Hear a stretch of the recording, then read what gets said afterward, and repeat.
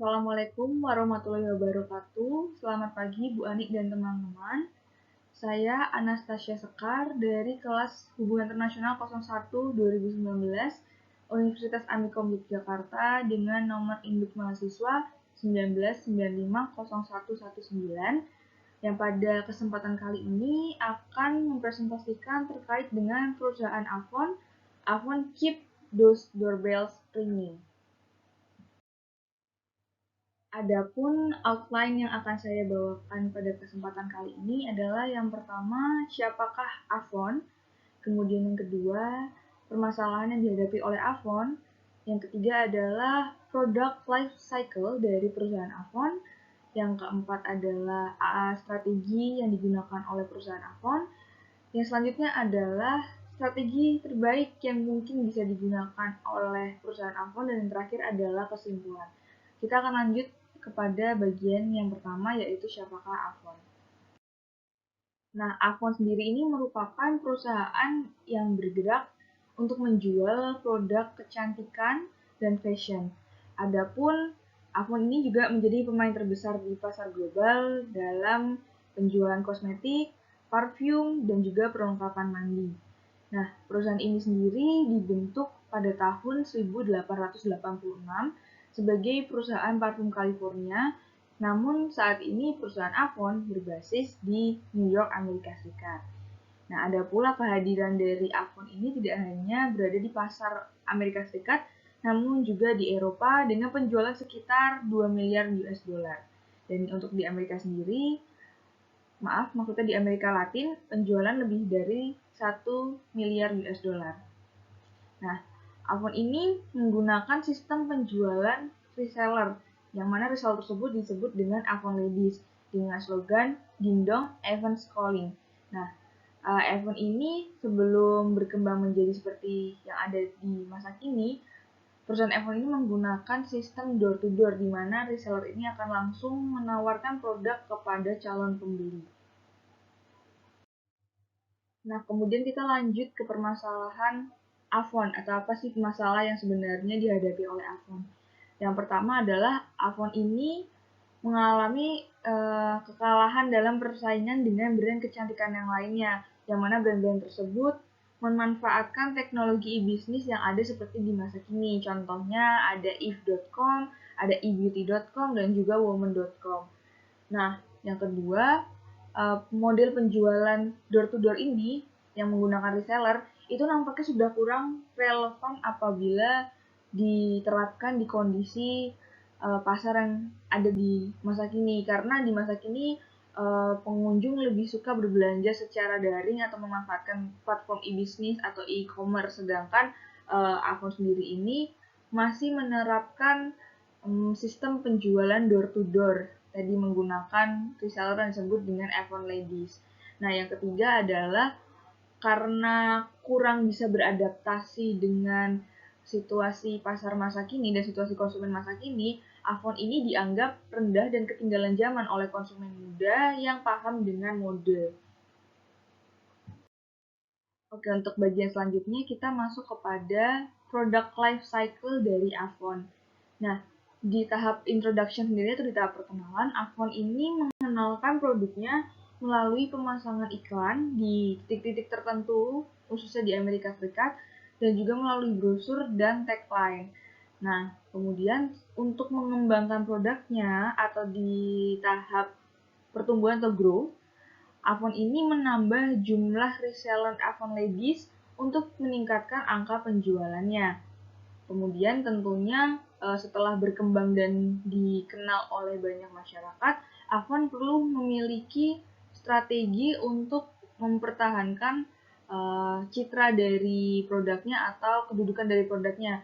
Oleh karena itu, di tahap maturity atau tahap pendewasaan, yang pertama Avon membuat avon.com dan menjual produk di toko retail supaya lebih banyak lagi pengunjung yang dapat mengakses produk dari Avon ini. Kemudian yang kedua, Avon juga meningkatkan kualitas produk dan kemasan. Nah, yang ketiga adalah Avon sendiri menambah produk baru Avon Wellness yang meliputi gaya hidup sehat dan alat-alat olahraga dan juga suplemen serta alat-alat yang mendukung kesehatan iPhone ini juga menciptakan produk baru yang disebut dengan Becoming, yang mana untuk kemasannya sendiri itu lebih dikhususkan untuk pelanggan kelas atas karena produknya yang terkesan mewah. Kemudian iPhone ini juga menghadapi masa penolakan atau tahap decline, di mana krisis keuangan pada tahun 2002 membuat harga produk menurun, dan juga iPhone ini sempat mengalami putus kontrak dengan toko retail JCPenney di Amerika Serikat. Selanjutnya, apabila kita berbicara tentang strategi yang digunakan oleh iPhone ini ya, dari sumber yang telah saya baca, saya menyimpulkan bahwa iPhone ini lebih cenderung menggunakan metode pemasaran inside out, di mana yang pertama iPhone ini melakukan perubahan terhadap citra iPhone agar lebih mengikuti perkembangan zaman, yaitu melalui iklan, slogan baru, yang mana slogan barunya berbunyi Let's Talk. Kemudian juga ada sistem penjualan berbasis e-business untuk lebih beradaptasi dengan teknologi di era masa kini. Kemudian yang kedua juga, iPhone meningkatkan kualitas pengemasannya agar terkesan lebih mewah seperti produk-produk lainnya, salah satunya seperti produk dari Estée Lauder. Kemudian juga iPhone ini memanfaatkan program dari Beauty Advisor. Nah, Beauty Advisor ini merupakan penasehat kecantikan yang mana ikut mengamati kebutuhan pasar dan juga perkembangan-perkembangan dari dunia kecantikan dan juga fashion, supaya produk-produk yang dikembangkan serta strategi pemasaran yang digunakan iPhone lebih sesuai dengan keinginan konsumen, terutama bagi mereka yang memiliki ketertarikan di dunia fashion dan juga kecantikan. Dan yang terakhir adalah iPhone ini seperti yang tadi sudah saya sampaikan, membuka gerai kecantikan dan bekerja sama dengan gerai retail. Jadi, iPhone tidak hanya bergantung pada mode penjualan secara door-to-door menggunakan reseller. Namun sayangnya menurut saya pribadi, sistem atau strategi inside out yang digunakan oleh iPhone ini sebenarnya kurang sesuai dengan model bisnis dari iPhone. Oleh sebab itu, menurut saya strategi terbaik yang mungkin bisa diterapkan di perusahaan iPhone adalah outside in, yang mana di dalamnya ada beberapa tahapan, yaitu melakukan riset atas kebutuhan pasar dan kompetitor secara berkala dan berkelanjutan. Nah, tujuan dari riset ini adalah supaya produk-produk yang nantinya dikeluarkan oleh iPhone itu bisa menjawab atau bisa menjadi solusi bagi para pengguna produk di era kini. Jadi memang harus melakukan riset secara berkala dan berkelanjutan. Kemudian yang kedua adalah iPhone harus mampu beradaptasi dengan perkembangan zaman dan teknologi. Salah satunya seperti yang tadi sudah disampaikan, yaitu menyediakan toko online atau yang disebut juga dengan e-commerce. Kemudian yang terakhir adalah iPhone ini perlu berinovasi terhadap produknya sehingga produk tidak monoton dan kualitasnya tidak menurun serta mampu untuk berkompetisi dengan kompetitif lainnya atau dengan brand lainnya. Baiklah, kita sudah sampai kepada penghujung dari presentasi saya pada kali ini, yaitu di kesimpulan dan saran. Nah, jadi memang iPhone ini merupakan perusahaan yang sudah cukup lama berkiprah atau bergerak di industri fashion dan kecantikan. Namun sayangnya seiring berjalannya waktu, beberapa strategi pemasaran dan juga penjualan dari iPhone ini nampaknya sudah tidak relevan dengan kondisi pasar dan konsumen di masa kini, yaitu seperti salah satunya sistem penjualan door-to-door yang mana sudah tidak relevan karena sekarang konsumen itu lebih cenderung berbelanja melalui platform digital seperti platform-platform e-commerce.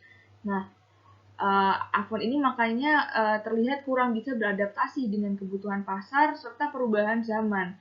Nah, untuk saya sendiri, saya hendak memberikan saran, yaitu alangkah lebih baiknya apabila iPhone ini mencari kembali pendekatan dan strategi yang sekiranya lebih cocok nih untuk diterapkan pada kebutuhan pasar dan juga sikap-sikap konsumen, perilaku konsumen di masa kini supaya produk-produknya dapat terus menambah popularitas dan juga meningkatkan angka penjualan.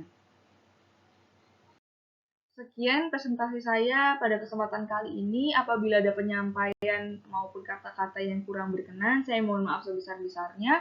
Assalamualaikum warahmatullahi wabarakatuh dan terima kasih.